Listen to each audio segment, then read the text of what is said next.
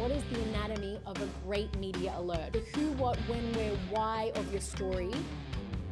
Media alerts are short, sharp, and snappy. A great way to grab the attention of media and journalists quickly, to a launch you're managing, news you're breaking, or to a story you're announcing, when they are written correctly. Now, a few weeks ago, I walked you through the anatomy of a great press release. Today, here on Maybe Pod, this is all about the anatomy of a great media alert and how to use it most effectively. Well, welcome to Maybe Pod. My name is Katie Clift. I'm CEO and founder of international public relations agency Maybe, which is what is bringing you today Maybe Pod. Happy to be unpacking our international PR playbook one episode at a time to help you understand and use PR effectively. It's what we're all about here at Maybe Pod. Consider this your open countercultural PR playbook. You can find out more about us at maybe.agency or stay tuned every week to get the latest information you need on public relations here at Maybe Pod. So let's get into it, the anatomy of a great media alert. Well, first of all, let's take a step back. What's the difference between a media release and a media alert? How do I know when to use a release and when to use an alert? Well, first of all, a media release tells a complete news story to journalists. It has details, quotes, and context for the media on the story that you're announcing. It's comprehensive, it's detailed, and it's all-inclusive. Whereas a media alert is a short, event-focused invitation to media. Really, it gives the who, what, when, where, why of your story to get reporters to come and cover an upcoming event. So we would use them for a press conference, an organizational event, a demo, a launch, an organizational activation. They're used in very specific use cases. Really, if you think about it as a calendar invitation, we're using media alerts to invite journalists to come and cover a story. Therefore, they need to be short, sharp, and snappy because we want to make it as compelling as possible for the media to attend and cover the story. Whether that's a press conference, an event, or as I said, a media activation. So they have specific use cases and you really want to use them sparingly. Save them for bigger moments or events that you can invite the media to. And you want them compelling enough for the media to attend, to find out more about the story, and to write and cover the news or your event in great detail. So now we know the difference between a media release and a media alert. What is the anatomy of a great media alert? Because, spoiler alert, on alerts, they can be written incorrectly and therefore not as effective as you would want them to be with media. So how do we do it well? Well, it's quite easy because with a media alert, they're shorter and they're lighter pieces of content, but they still need to be incredibly well considered and presented in order to get the media's attention. So let's walk through this anatomy to help you write a great media alert. First of all, one page only. In fact, you don't want to be filling up your media alert with a lot of information that turns it into a press release. You want to take a step back. As short, sharp, and sweet as possible is recommended. One page maximum.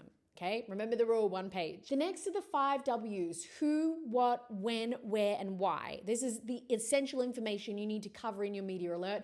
I've written them before with literally those as the headers: who, what, when, where, why. So it's really clear for journalists to read and understand the who, what, when, where, why, the 5 W's of your media alert and get the information quickly. They make a quick call on whether to cover the story, event, or activation. So let's go through these in details, how you can be as succinct as possible. What? So you want a concise, compelling summary of the event. When? The date and time. Where?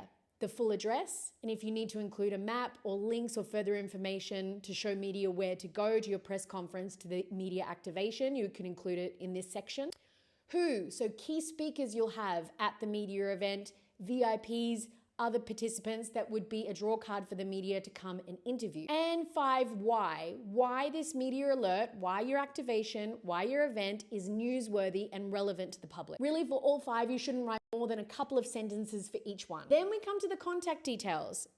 Now, because you're not offering too much information in a media alert, it's really the hook for the media to be interested to come and cover the story. You're enticing them to attend and cover the event. It sounds very straightforward and common sense, but don't forget to include comprehensive contact details for journalists to follow you up for more information.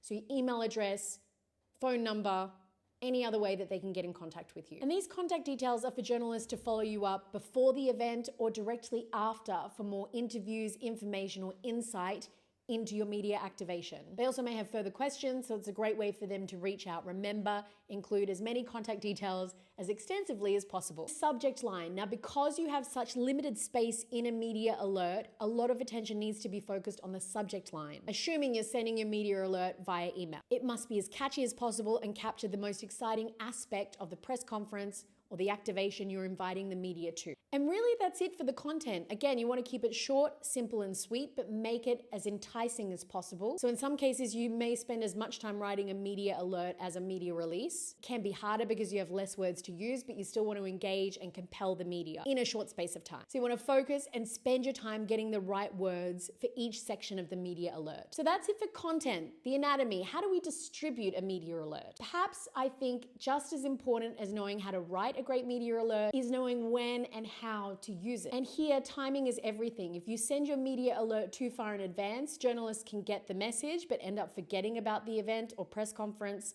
And if you send it too soon to the event time, there may be no flexibility in journalist calendars to attend. So the general rule of thumb, industry standard, is to send your media alert 3 to 5 days before your event. Some people opt to send it a week out and then they send a reminder 1 or 2 days before the event. Depends how familiar you are with the media, I guess. You could use that as a tactic. For me, I think journalists are quite overrun. So 3 to 5 days out is most appropriate. You're not bombarding their inboxes with all the reminders about your media event. What you want to do is send it via email with a quick cover note in the body of your email and the media alert as an attachment. Again, we're getting really specific here, but the small details matter in terms of how to distribute media alerts effectively so they get noticed by journalists. You can also opt to place phone calls a couple of days before the event or the day before to key journalists that you really want to come to the press conference of the event, to remind them about it, to encourage them to come along.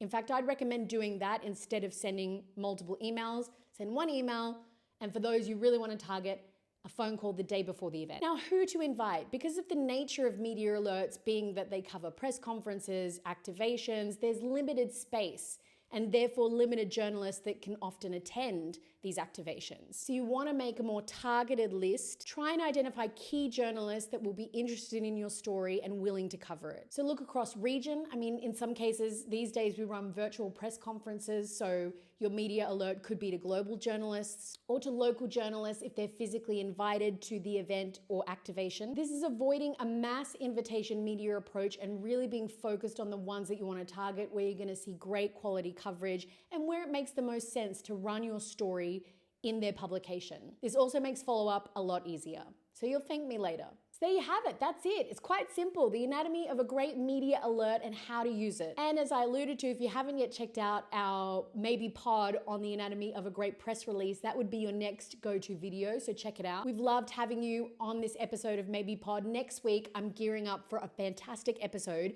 In fact, I'm going to share with you a framework that all the greatest spokespeople use. In my 20 years of experience in the industry, being a spokesperson myself, yes, there is a framework that all the best spokespeople use. How to take yourself from just a good to a great standout spokesperson. I'm going to share with you next week here on Maybe Pod, opening up our international PR playbook, one episode at a time, to help you understand and use PR most effectively. Can't wait for next week. If you like this episode, share it with a friend, like, follow, subscribe, and we'll see you next week wherever you get your podcasts.